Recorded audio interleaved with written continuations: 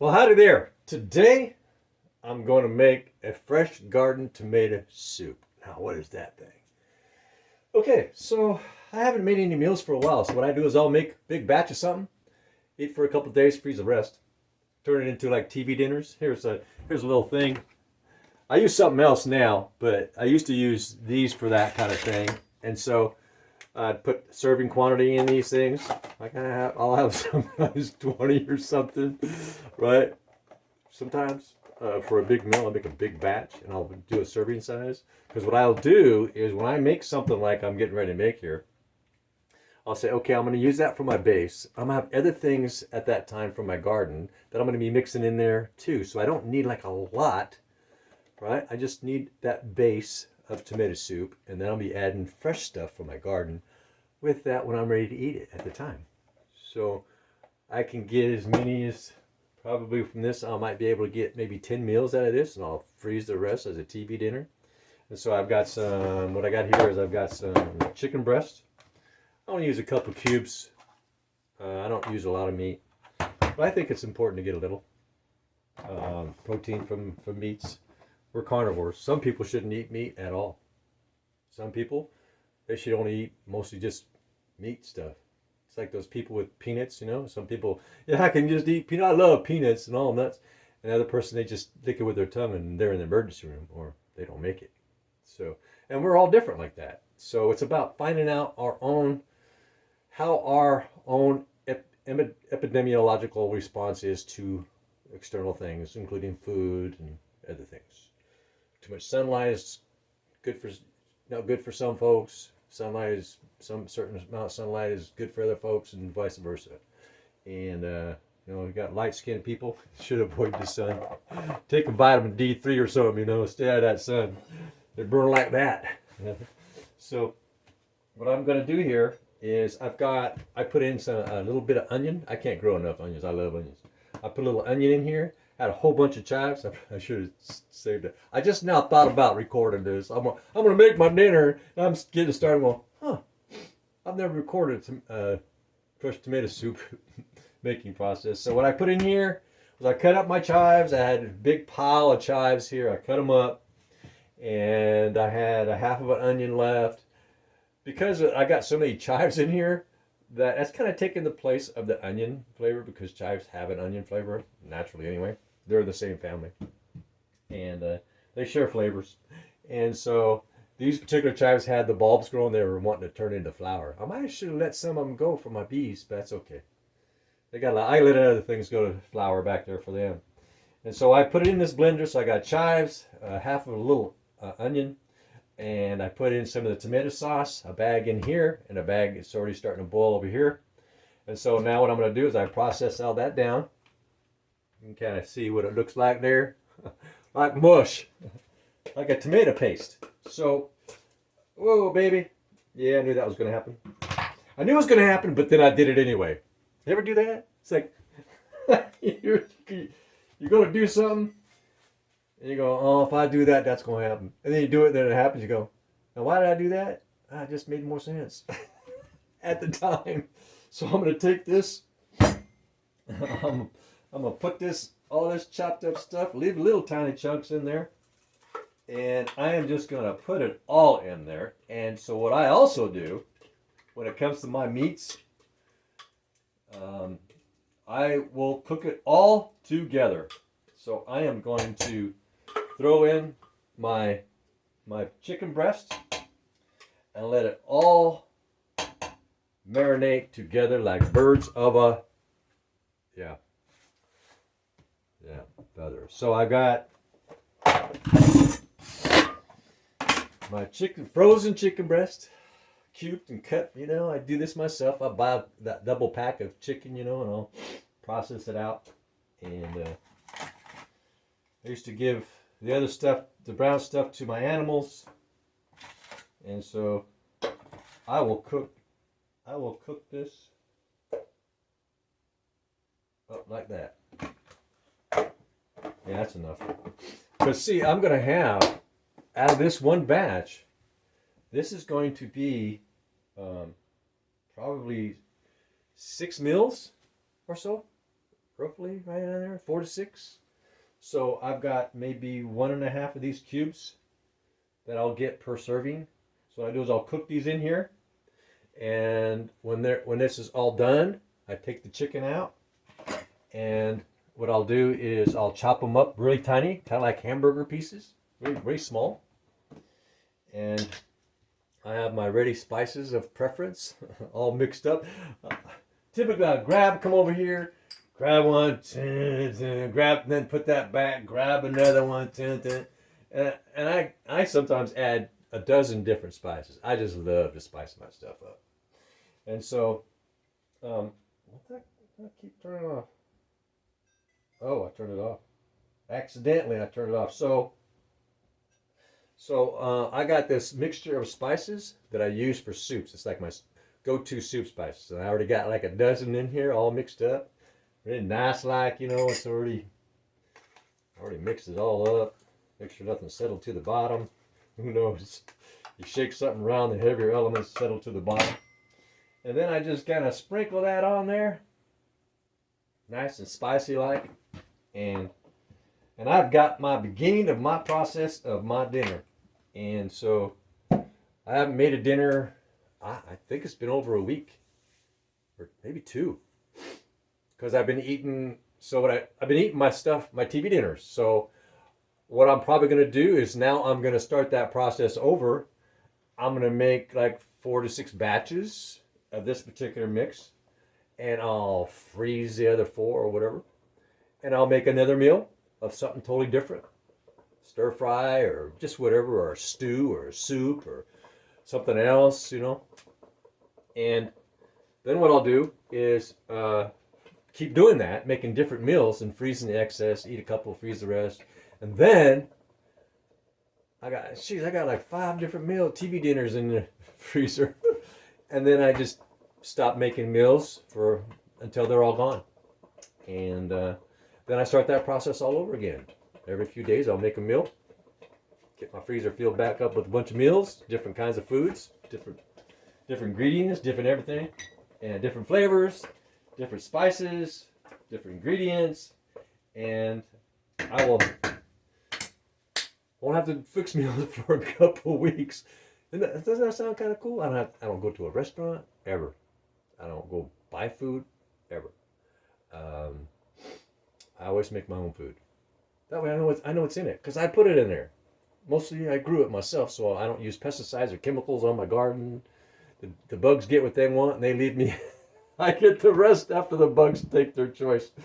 And that's it. So I'm going to cook this down, and I'll show you the kind of stuff I'm going to add to my soup. I wouldn't call it fresh garden tomato soup. It was tomatoes that I grew, that I pureed. I pureed them and then I stuck them in containers and ready for future use, right? Well, this is the time. What is this? Almost May. So I'm still eating my tomatoes that I got towards the end of summer last summer.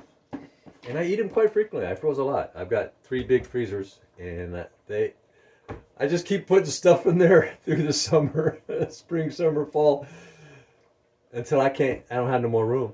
And then I say, oh well, I'll just eat what I can, and that gets me all the way through winter, until I start getting those certain things again. And when I start getting those certain things again, I'm actually going to throw away all the old stuff. all the old blackberries, all the old peaches, because I got new coming on, and the other ones are a year old, and I'd rather just start fresh.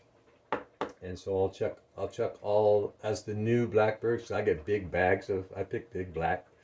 Well, now they're going to be containers, but I pick buckets and buckets of blackberries, and buckets of peaches, and buckets of apples, and bucket of list. Right? And so I just keep that party going year after year like that. And my grocery bill is almost nothing. The only time I go to the store is when I say, you know what, I like to have fresh apples, something fresh, like from, that's not frozen, because there's certain enzymes and a percentage of enzymes that get lost when we freeze things. And so when I buy bread, which is not very often, I usually only eat bread when I have a soup. I like bread with soup, right? This is multi-seed bread. This is seed bread. And that's the only kind of bread I eat. And it's got seeds all in there, crunch, crunch kind of seeds, you know. But that's the way I like my bread, right? Full of fiber. This particular body here thrives healthy on lots of fiber. And some folks don't. Some folks, they should avoid carbohydrates altogether for their own safety, right? Other folks, if they eat opposite, and they don't do well. So it's like, you know, we got to know ourselves. We got to know what our genetic makeup is, basically. And we're going to get to that point. We're going to get to the point to where everybody's going to be able to have a genetic lab work done. And they'll see just what foods they should eat that's most healthy for them, and what foods to avoid that's most healthy for them. And we are not there. And that's why you hear so much different and conflicting information on the internet about diet or eating, what to eat, what not to eat. That's why there's so much conflicting information about what to eat, because not one shoe fits us all. There's not one single person that's a clone of another. Every human being is uniquely different to the other. And where we come in as individuals, right, is try to understand what our genes respond to the best and what hurts them the most, and look for that middle ground. I keep my genes healthy in a sense that I produce a natural level of natural antioxidants naturally, because I'm not polluting it and overburdening my body and making my inflammatory markers go through the roof, all the inflammation that it causes, because that I monitor everything. I monitor my responses. I monitor if I ever have like a body odor, like deodorant. People use deodorant. I monitor to see if I have any kind of body odor. The only kind of body odor I've ever noticed is like a theater popcorn smell. And that's the only body odor I've noticed when I get body odor, which is very, very rare, because when we keep our skin healthy by not washing off all the goodies that's on there, and we don't use soaps to wash our bodies, which washes off all the good little critters that are keeping our skin healthier. I mean, it's okay to add a healthy lotion now and then, natural lotion, but I avoid like suntan lotion because that's got some crazy stuff in there, man. I'll put it on when I have to, but I try to cover up, you know, I try to cover up where I can. And so, yeah, just healthy information here, you know. Words of wisdom I had to learn the hard way. I learned the hard way about the value of understanding my own genes and how they interact to everything. And once I figured that out, I was able to eliminate all built body deodorant stuff. I don't do anything to my armpits or anywhere else any more than I do. I don't touch those anymore or mess with it any more than I do with my kidneys. I don't go in there and reach around. Hey, kidneys, scoot over here. Yeah, I never touch my armpits with anything. Soap, water, nothing. And I don't get that stickiness. You know how you sweat, you get that sticky feeling? Yeah, I know. I'd be sticky when I wasn't even sweating. It's like, how come I'm so sticky? Oh, I don't know. I figured out it was the brownies, it was the processed foods, it was the sugars, it was the inflammatory markers that were through the roof. And that's kind of secretion from our skin ignites a certain types of bacteria that when they reproduce and die, they just stink. They stink. Body odor. That's what causes body odor, is those bacteria that thrive on all the toxins that are coming out of our body, and they reproduce fast, man. And so my my biome of my skin biome, because you have your gut biome and you have your skin biome, they work in synchronicity. They pat each other on the back. Good job out there. Good job in there. And they send nutrients back and forth. So the critters that are on my skin, and they're keeping me healthy, and their byproducts of what they're doing absorbs into my skin, gets into my bloodstream, and actually keeps my microbiome healthy as well. The things we didn't know. I do a lot of biological scientific research. And I follow the studies. So when I follow the studies, and not only do I understand them, I'm looking for the trajectories. Like, okay, we're here right now. What's the trajectory of this particular thing? Where are we going? And I'll follow the studies, and I'll go, okay, for right now, I'm going to do it this way, because that's the highest level of empirical information that we have on that particular direction of that particular information of that particular topic, of that particular biological research.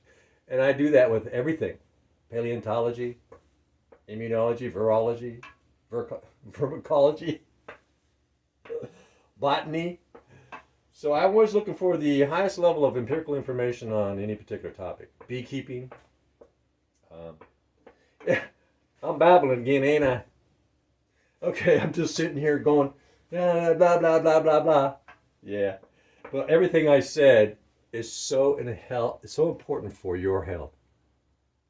If you just knew, if you didn't know, you'd go, what? And then take personal accountability, personal responsibility, and change your life. And you will feel like you have never felt in your existence. That's how I feel. I was miserable, man. What's that? I just never feel good. I always feel tired. I feel lazy, and I don't understand it. I have more energy than I can ever remember, even as a child. Something wasn't even right when I was a child, because I have a low tolerance to chemicals of all kinds. What do they call that? Oh, I forgot. But it's kind of like the people who are allergic to bee stings or peanuts or strawberry. I'm allergic to, my immune system and my cells are allergic, in a sense, to processed foods, the chemicals that are in it, and the way that they're processed. And my body responds optimally to the food that I grow and the food that I choose to buy when I rarely choose to buy it. I know what that food is. And even if there is a little pesticide on the apple or something, I wash it well. And I say, gosh, man, my antioxidants are so high, it's gonna take care of that like leaky spit, and it does. Right? When I get a hold of something, like if I ate a pizza, along with the Coca-Cola, which I used to do, not frequently, but too frequently, the next day, if not before I would wake up, I smelled body odor, pizza, because of all the chemicals in there, preservatives and dyes and all that other stuff. I would smell body odor after eating the pizza. And it took me a while, 5 years ago, it took me a while to figure out what was, how come now and then no, yes, and then yes, and then no, and then no. I figured out the yeses and I figured out the no's. And I said, okay, no more pizza. It increases the inflammatory markers in my body. I used to have all kinds of joint pain. What the heck, maybe it's just because I'm getting older. No, I've had those since I can remember. Like, what? So certain times I'd get a hold of more toxic food than other times. Other times I would eat maybe a little bit healthier than other times and less other times. And so I was on this roller coaster my whole life. And I chose to get off. Join this party and let's celebrate living together. And so I will continue this. And you subscribe, thumbs up, ring the bell. And I follow today's literature, right? Today. Like, I don't care much about what somebody said a year ago, 2 years ago. What I'll do is I will take that information and compare it on the trajectory where we are with that right now in the studies. And I'll say, has it changed much in 5 years, a year? Is there any context in there that's conflicting with last month's or last year's or whatever data? If because we come up with new diagnostic procedures that are much more efficient. Now that we got AI that's assisting in the procedures, things are going to start flying, baby. We're gonna, like all that stuff we thought we knew, we didn't know. We just thought that we knew. It's like what we think we knew to be true, we're learning that it just ain't so. So I keep my mind open, and I criticize myself when I don't feel that I'm letting go of something old and grasping something that is obviously better. It's more empirical. So I can say, hey, why do you want to hold on to that? You know those stars, falling stars ain't stars. Well, what? Yeah, most of them are just a grain of sand, right? So, yeah, there's physics involved. Heat, expansion, certain heat reaches a certain temperature, and boom, all those atoms in that grain of sand want, I need to get away from you, and the explosion occurs. That's the bright light that we see, falling stars. Anyway, and also, oh yeah, magnetism. Did you know there is not a north? That was created, the word north, south. South is true. South is true. North was created to allow people to stay local in perception, right? So there's only one pole, and that's the South Pole, and it sends the magnetism up towards the north, right? And as it's doing that, it creates that bubble of magnetism around the planet Earth from the South Pole. It's like if you took a planet Earth and you had South Pole here, and you took another planet Earth and you had South Pole on the other side, and you try to put those planets close together, it wouldn't happen. Magnetism is a very weak force, but it can also be pretty strong. If you ever mess with magnets, you'll know what I'm talking about. So, even gravity is a weak source until you jump off of a building and you go, wow, that's stronger than I thought. How come they say gravity is so weak? I guess I can jump off a building. No. It's weak, but it's also strong, depending upon the circumstances. So, yeah, there's only the South Pole. North was created for reference. And so, yeah, you couldn't get, so it's like you take two magnets that have the opposing. So you got south here facing here, and you got south facing here. The north of each one, yeah, you can put those magnets together. Physics, right? It's like, who knows physics? I don't care to hear that stuff. Yeah.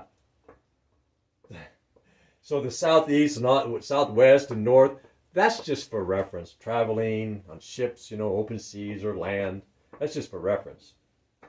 There's only one pole, and that's the South Pole. It all happens from there. Okay, I'm going to let you go for the moment and show you the end of my process of making homegrown tomato garden soup. With, I think the amount of chives that I put in there is almost equivalent to the tomatoes. So what I'm also going to do here in a minute, I'm going to add some grape for natural sweetener. That I grow the grape. Some peach for natural sweetener. I grow the peach. And that's what I'm making a point when I say I grow this, I grow that, I do that to make a point. And the point is, I'm trying to get as much non-toxic food in my diet every single day. I only eat one meal a day after 5 o'clock. I don't nibble on this after my dinner. No. I eat my healthy dinner, right? Homemade dinner. And I'll either eat some trail mix with an apple. Like I have a trail mix that I make. I'll eat that with an apple, some trail mix and some apple, bite of apple, a little trail mix, bite of apple. Or I'll make a fruit dessert from the stuff that I've grown. I'll make a fruit dessert. I keep apples and peaches and grapes and blackberries and raspberries and blueberries, and I grow all that stuff. And I'll make a combination of those kinds of things. Sometimes different combinations, and thought out, and put it all together and throw some cinnamon or something like that in there, or some nutmeg, whatever I want. And that's my dessert after dinner. Right? Still garden stuff. It's not in a can, a box, a jar, or a bag, or not. It doesn't have the dyes and the preservatives and the who knows what else in there. Keep my inflammatory markers through the roof. I used to feel so inflamed. It's like, what's causing this, all this? Why do I just not feel healthy? And I'm like, 10 years old. Like, it's not always sick all the time. Some people can withstand that more than others, those chemicals. We're not clones. Kind of like my beehive. I had someone made a comment about you're giving misinformation about your beehives and taking care of your beehives. And I'm going like, It's like if someone wants to do something, okay, they're having a problem with something, and then they do something specific, and they no longer have a problem. In other words, they found a solution to their problem, and it's working, and it keeps working. Do you change? Do you change your approach because of what somebody said? Do you change the way you do things because of what somebody said or somebody's said? Or you just keep eating your T-bone steak that you grew or whatever. It's a metaphor, or you just keep enjoying the wonderful outcome of the choices that you made, that you consistently make. And so it's not about following what somebody else says. It's about taking the information and then you do it your way. Try to find a way that works for you, right? Works for you most efficiently. And hopefully it doesn't cost you any money at the same time, or a very small amount. And that's what we should do. So I am going to add some natural sweetener now.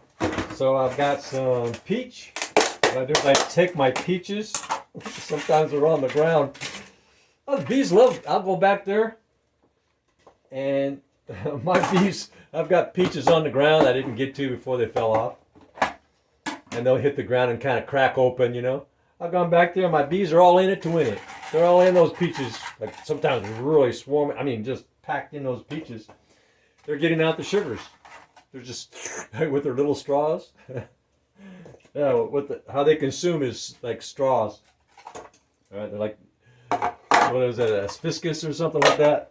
Yeah, and they just put that straw in there, suck it up like a Slurpee straw. Right?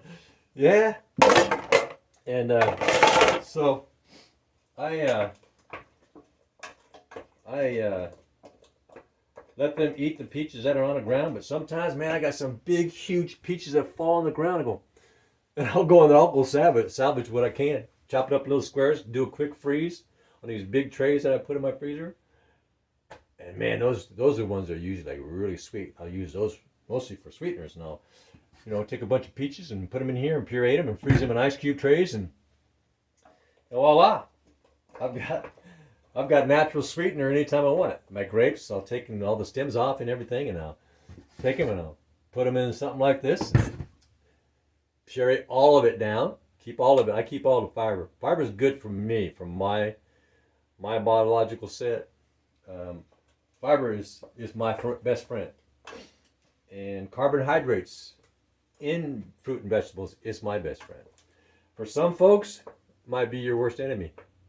Know thyself, right? Know your genetic makeup. I was talking about earlier how there's so much conflicting information by professionals. I mean, they're doctors. They write books on these things. They have all these podcasts about all these health issues and how you need to change this and change that, or do this and do that. When at the end of the day, that's not it at all. What it actually is knowing yourself, knowing what makes your body hum at its peak. And yours is not going to be the same as mine or anybody else's. What one can do on a certain level, consume at a certain level, if the other person does that, their health goes down. Can't eat like your neighbor. We're not a clone, right? If I said that before, my beehive is not a clone of another beehive, which is why they all constantly try to raid each other. If they were clones, they'd always be trying to support each other instinctively. But because bees are also not a clone of each other. I look at my hive and I got all these different variations of bees in my hive. She bred with Cornola bees, Russians. She bred with Italians. She was in that kind of an area where the drones were coming from different breeds, right? And she was mating with all of them. Crazy, crazy girl. She was, come here, boy. I like the way you look. She's done with that one. He drops to the ground dead on her doornail. Come over here. She's like a black widow. Every male that she mated with, yeah, that's right. She kept his stuff and he dropped down to the ground and he was done. And she would keep allowing that to pump in and spit that out. And, come here, boy. I like the way you look. And that's how female honeybees mate. One aspect of it anyway. And when she mates with about 20 or so, right? She kills about 20 or so of her mates. She comes back to the hive, freshly loaded. She loads all that sperm into a sperm bag that she has inside of her abdomen. And next to that, she has her ovary. That ovary holds about 1 million or so eggs. And she's got about the same amount, if she's lucky, in sperm. And she can lay eggs. She can lay eggs if she gets well fertilized and she's got a good egg sac of her own. She can lay eggs for 5 years. 1 million bees is a lot of bees. And they can lay up to 3,000, a day. Yeah. I think my girl, she's out there doing exactly that. I go out there almost every day. When it's a decent day, I'll go out there. It's like the sun's out. There's a big, huge navigational swarm going on. That can go on day, if the days are nice. That can go on for days. And so when it's cold days, when it's cold and cloudy like today, so the ones that would normally come out today, they're going to stay hunkered in, build some cone, do some things, feed the queen, feed the babies. They're nursing bees, right? They're nursers. And they're going to take care of things in the hive. Maybe go and do some guard duty, keep the wasps out, keep other marauding bees out. Because marauders are on my hive every single day. I should call this an educational episode. But how do you do that, right? How do you combine so many topics, into one thing? I don't know. And then call it an educational. It's like I need to go more specific, right? If I'm just going to talk about tomato soup, I should just talk about tomato soup. I don't know, man. I get those drums out and I just roll with what's in my mind. And you take out from what you want. What has value to you, right? I'm just sharing what has made my life feel successful and complete and happy and joyful and youthful and strong, and I work out all the time, and I feel great. Okay, thumbs up, subscribe, ring the bell, and I'll show you what this looks like when it's all done. I'll be back so.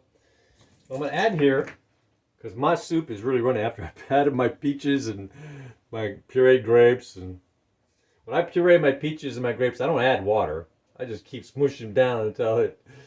But I avoid adding water to anything. That's just more stuff I got to put in my freezer of water. So what I've done here is I bought a 5-pound bag of potatoes, just russet potatoes. I just felt like making some JoJo's one day. So I'm here at the store. I'm going to make some JoJo's. So I bought a 5-pound bag of potato. I ate like 2 of them, 2 potatoes, and I had this whole bag of potatoes left. I thought, oh my gosh, I'm not going to eat that many potatoes. What am I going to do with those potatoes? And I went, an epiphany came upon me.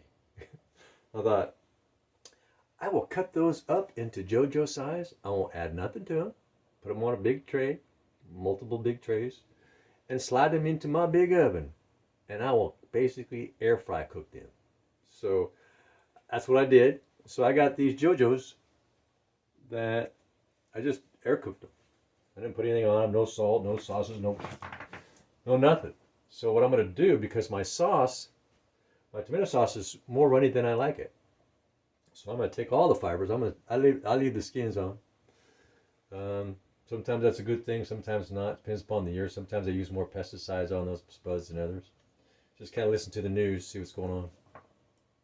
Play it by ear. I don't eat enough potatoes to think about it. Plus, I keep my natural antioxidants so high. It's not a problem for me. I never have any body odor. My skin never gets tacky or sticky when I sweat. And I sweat all day. I'm out there 10, 12, 14 hours shoveling, digging, carrying. And I'm drooling with sweat. And never does my skin feel tacky from that sweat. It feels like water. It's all my skin. It's like my skin just feels wet. And that's how your body's supposed to be. You should never feel stickiness. That means you're getting too much glucose, too much sugars, too much processed foods, too many chemicals, too many. Should never have body odor either. Well, I'll take that back. I have what's called AA. What was that? AA. Oh shoot. AA. Something. AAHH11 gene. So, as long as you take care of don't over toxify your body. As long as you don't over toxify everything with all the chemicals, you don't get body odor. Is it ACC11? Something like that. You can look it up on your library, your phone, right? And so I don't get body odor, and I don't get sticky when sweating all day or working out or no, zero. Never. If I ever do feel sticky, like I'll go like, okay, that took a few days for that to build up like that, to even get into that process for my body to start doing that. What did I eat? What did I consume? Or what did I get my skin exposed to? Or what happened? I'm looking for a causality, right? So I think I'll just, well, no, I am going to take this blender. So what I'll do, now you can do this with anything to thicken up a soup. You can grab some carrots or just whatever. So these are frozen. So I'm just gonna, to thicken up my soup, I'm gonna throw some JoJo's. Unmolested, other than coming from the field. They just came from the field. That's all this is. From the field. And now they're in this container. Nothing added. So what I'll do is I will take some of this hot stuff. Gonna have some hot stuff, baby, this evening. Gonna have some hot stuff, baby. So I will get a container of some sort, somewhere around here. Now I'll be having some toast with my dinner. And what I'll be doing is taking some vinegar and some garlic. Not vinegar. Ow. I will take some olive oil and some garlic and some of my rosemary that I grow. I got garlic growing, but I can't grow enough of that either. It's like, I got what's called elephant garlic, and it's about that high now out there. Can't grow enough of that either. It's like, I need more bulbs. So what I'll do is I'll take the olive oil and the spices, and I'll put it in a little container. I know, something like this. Whatever, something small. I can put a lid on it, put it in the fridge, use it later. And I'll mix it all up there with my spices and my olive oil, and I'll take a brush, right? And then I'll use this. I use this toaster thingy. Oh, here it is.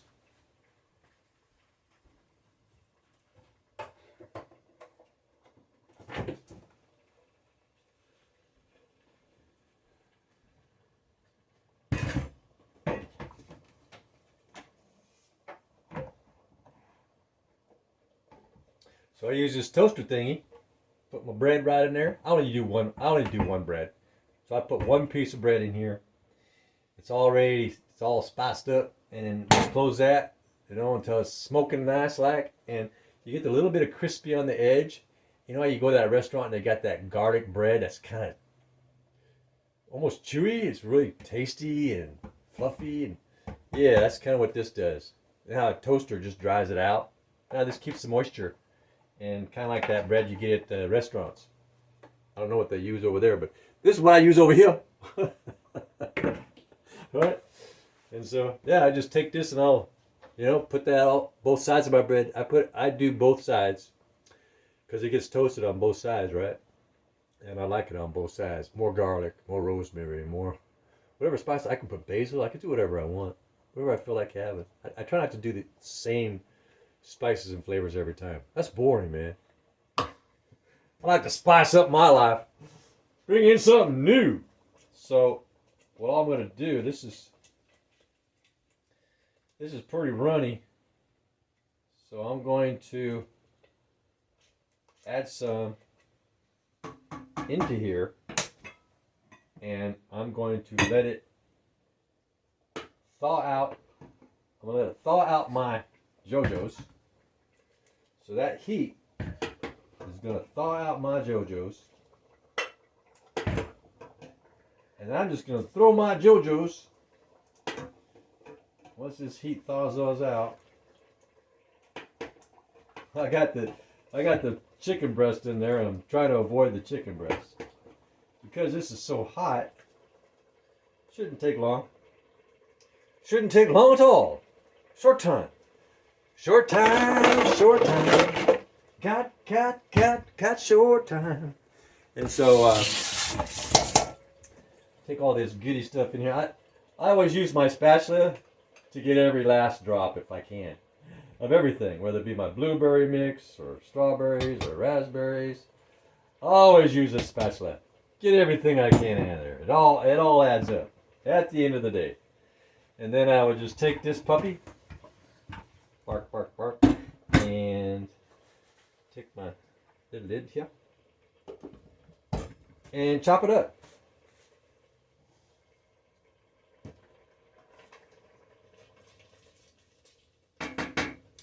And my chicken is getting marinated basically in a homemade marination, because all the spices I got in there, my chicken was frozen, chicken breast, and my soup is acting like a marinade for the chicken, and man, it comes out so tender. I use earplugs for this. Yeah, it makes my ears ring. Tinnitus, you know. I used to use a power sprayer a lot, 12, 13 hours a day. It caught up with me. Now my ears complain. One ringy dingy, two ringy dingies, and then ringy dingy 24 hours a day. So we'll see how this turns out here.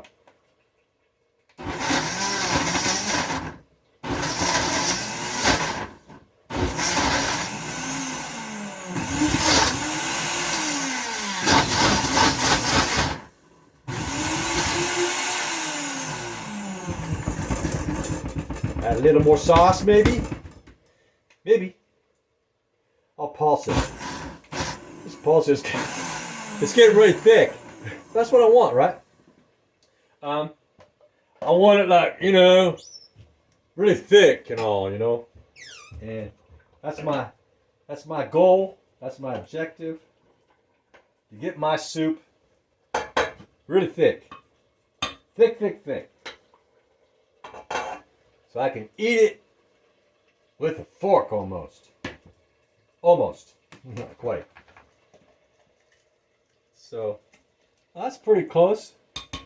That's pretty close right there already. Nice and thick. Maybe too thick? Not really. And then just put it right on in there. Now, do I make messes? A lot, yes.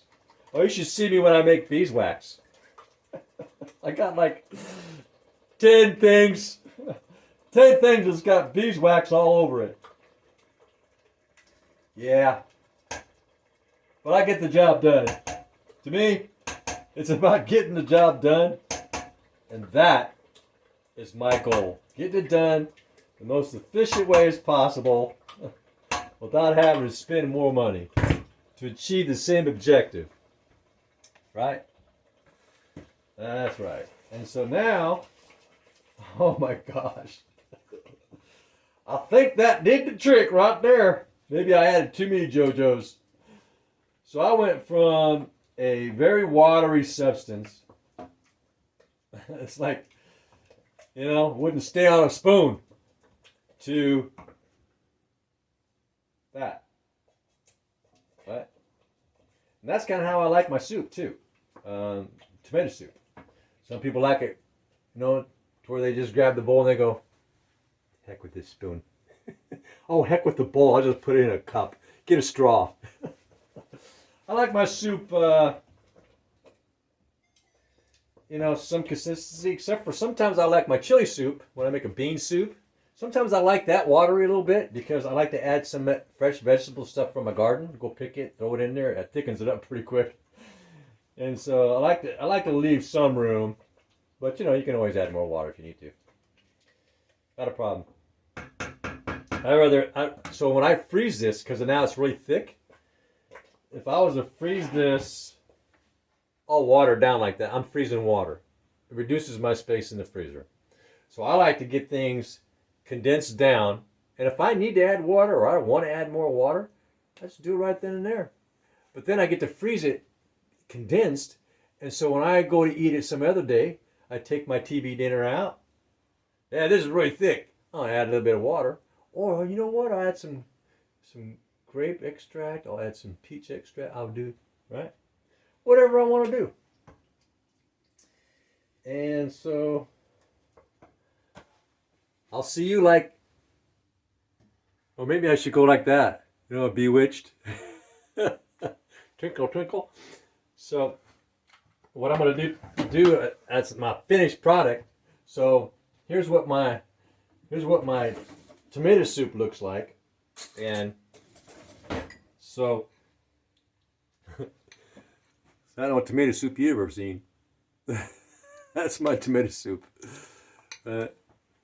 Because I don't like to freeze a bunch of liquid. It takes up too much space. So if I wanted to, I got all my spices in here. It wouldn't hurt to add a little water if I wanted a more runny tomato soup if I want. But I like my stuff like this. So what I'm going to do here is I'm going to take this wonderful chicken breast out of here. So I cooked it. For those of you who are getting it at the other end or something. So I basically marinated and cooked my chicken breast in the whole process. So this chicken breast is going to be so flavorful. My mouth is watering because I know I've been down this road, and I only eat one meal a day. This is my meal. It's after 5 o'clock. It's 5:30 in the afternoon, and that's all my chicken breast there. I take my spatial knife, from outer space, and I just cut that up in little tiny chunks, and I just sprinkle that right on my dish. And it's kind of like, how you got hamburger. In hamburgers, you got those little pieces in your hamburger. Well, that's kind of how I do my chicken. I'll cut it up, take that little time, cut it up in little pieces. So I kind of get a little bit of chicken breast pretty much with every bite. The chicken bites the dust, and that's plenty. So I got my chicken breast in there. And then I'll take some strawberries, maybe. Just whatever I feel like it. Whatever I feel like it. See, what's on the top of this freezer? Oh, there's some strawberries. And then I'll probably mic this real quick, just to make it a little bit tender. But the thing about frozen strawberries is that when you bite into them, even when they're frozen, it's kind of like those ice cream pops, sugar water, dyed sugar water. I forgot what I haven't had so long. I think I forgot what they're called. Sugar stick pops or something.